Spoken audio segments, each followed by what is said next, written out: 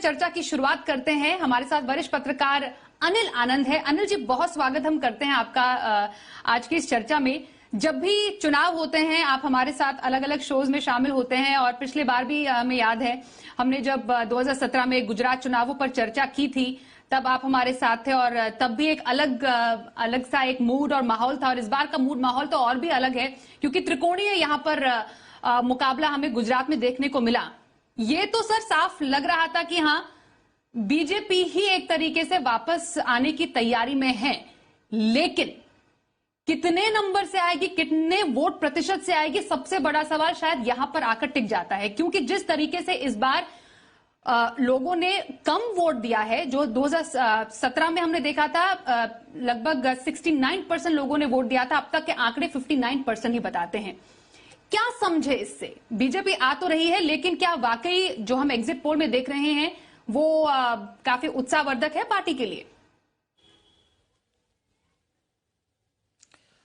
देखिए इस बार के चुनाव में दो चीजें बहुत इंटरेस्टिंग लग रही हैं। एक तो जैसे आपने जिक्र किया त्रिकोणीय मुकाबला पिछली बार भी था, लेकिन पिछली बार आम आदमी पार्टी इतनी स्ट्रांग होके नहीं आई थी, इतनी सजगता से उन्होंने चुनाव लड़ा भी नहीं था।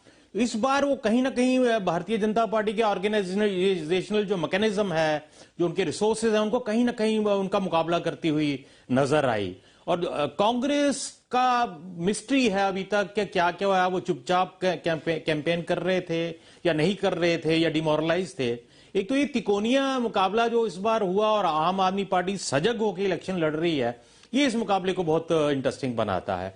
दूसरा जो संशय एक है, लो वोटिंग होना, जैसे आपने जिक्र किया, क्योंकि लो वोटिंग होने में first pass the post system में तो हम हमारा जो है उसमें तो हम फिर कैलकुलेट करते हैं कि कितनी डिवीजन होगी, किसके वोट कौन काटेगा, तो कोई ना कोई उसमें जीत के ले जाएगा।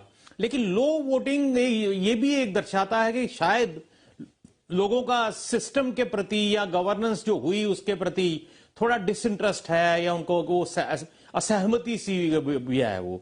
तो जहां तक एक बात तो एक क्लियर लगती है, जो कहा भी जा रहा है, जो हमारे साथी लोग चुनाव कवर भी कर रहे हैं, इसमें तो कोई दो राय अभी तक तो नहीं लग रही, जो इन सर्वेज में भी रिफ्लेक्ट हुआ है कि भारतीय जनता पार्टी भारतीय जनता पार्टी सरकार रिटेन करेगी।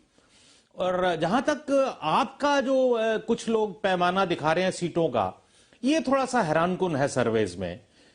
या तो वाकई ग्राउंड रियलिटीज कुछ और हैं जो हमें पता नहीं चल पाई, और अगर कांग्रेस वाकई कई सर्वे जैसे 40 से 50 दिखा रहे हैं, कुछ लोग कांग्रेस को इससे भी ज्यादा कुछ कम दिखा रहे हैं, तो फिर इसका मतलब है कि ये नतीजा कुछ और भी हो सकता है, बीजेपी की सीटें कुछ और भी कम हो सकती हैं। लेकिन आपका आंकड़ा हैरान करने वाला जो है वो मुझे नजर आ रहा है।